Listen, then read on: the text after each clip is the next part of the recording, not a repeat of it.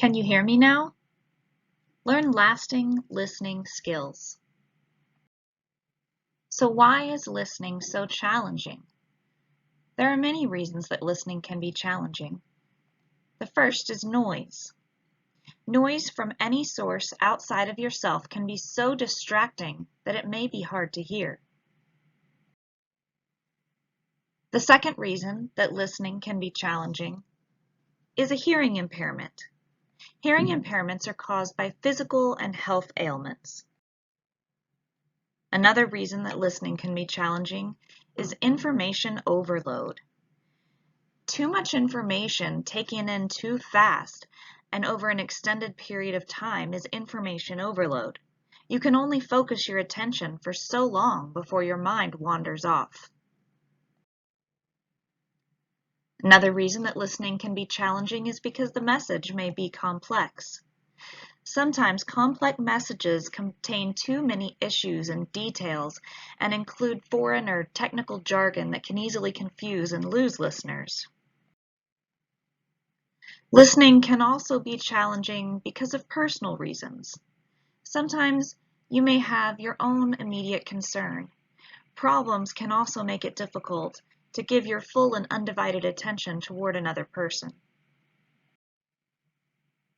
Some poor listening habits include stage hogs. Stage hogs want to be the center of attention. It's typical for stage hogs to talk too much or talk over another person to prevent them from talking. Do you think stage hogs listen to others when they're concerned about being heard? Pseudo-listeners. Pseudo-listeners nod their heads and appear to be good listeners, but in reality their thoughts are elsewhere. If you're thinking about a friend's party, are you really listening to the person in front of you? Selective listeners.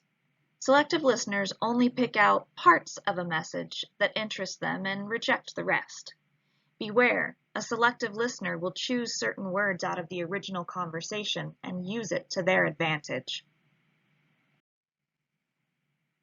Gap fillers are people who fill in the gaps to tell distorted stories. They make up missing information to give the impression they've got the whole scoop. An ambusher will listen carefully to you, but only to gather information that will be used against you later. Be careful of sharing personal information with someone who may use it to abuse your trust.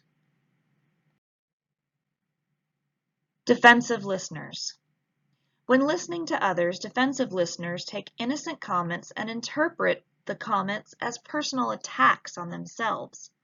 Do you know someone who's really easily upset at apparently innocent remarks?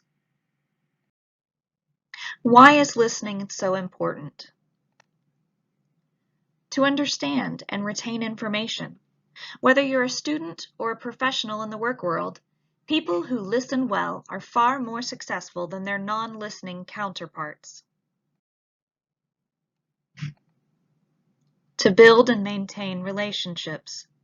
Listening is a powerful way to improve and enrich your personal life. Listening to others shows that you value, care, and respect their companionship, which in turn bonds you closer together. To help others or to be helped. At some point, everyone either needs help or gives help to someone else. Can you think of an instance today where this was or will be true for you?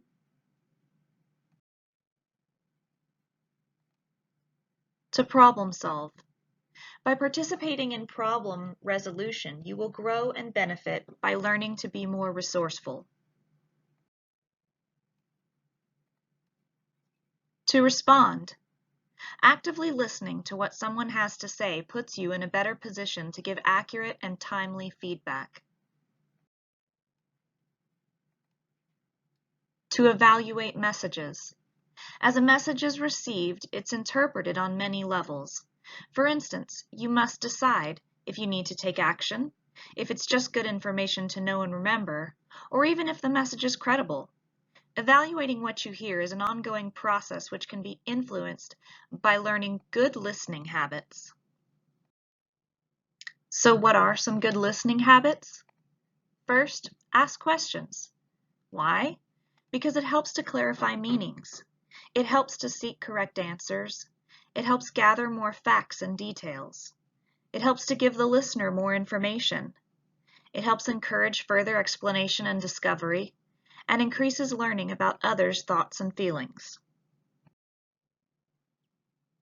The next good listening habit is paraphrasing. Paraphrasing is giving feedback to the speaker. In your own words, you restate the message you think that the speaker sent.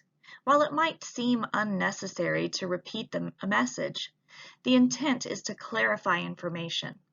By now, you understand that messages can become distorted by poor listening, loud noises, perceptions, and a bunch of other reasons. Paraphrasing encourages a common understanding of the situation.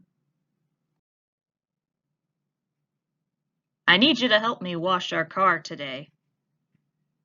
We have 3 cars. Which one needs washing? Oh, sorry, the pickup truck. Another paraphrasing example is between Mary and Karen. Mary has noticed that her daughter Karen has been looking upset for the last few days. So Mary asks, Karen, I notice you seem rather sad lately. What's up? Brooke says she can't play with me anymore. I don't think she likes me. Oh, I'm sorry. That must make you feel bad. Have you asked Brooke why she can't play with you? No, but maybe I should. Good idea. Then you'll understand Brooke's reasons for not being able to play, just like now I understand why you've been feeling upset. Another good listening habit is to empathize. Empathetic listening is when a listener puts themselves in a speaker's place and sees the world from another viewpoint. While you don't have to agree with what the speaker says, empathizing helps you to understand where another person is coming from. Empathy is important as it allows the listener to acknowledge the speaker's feelings and thoughts, understand that a speaker's viewpoint comes from their own background and experiences, appreciate both the content, what's said, and relational aspects, what's meant, of a conversation. Having empathy means that you're developing these skills. Have the ability to set aside your own attitudes and beliefs to consider that other people have just as valid viewpoints. In other words, be open-minded. Commitment. You must have the desire to understand another person's viewpoint, which at times can take patience and perseverance. Having empathy also means that you have to develop your imagination. It's not always easy to be open-minded and have commitment to allow empathy. Being able to put yourself in another person's frame of thought by understanding their background can open up communication lines that might otherwise be closed off. Here's an example. Jim and Jane are a married couple. Jim asks Jane, "When are you going to get a job?" "Gosh, lately you're always nagging me about getting a job. Get off my back." "In 3 months we have a big house payment due and I'm getting nervous because lately I've been hearing rumors about layoffs at work." "Oh, gosh, I didn't realize that. No wonder you're feeling a lot of pressure. I guess I'll take that last job offered even though it's not my dream job." So let's review. Why is listening challenging? There are several reasons it could be challenging.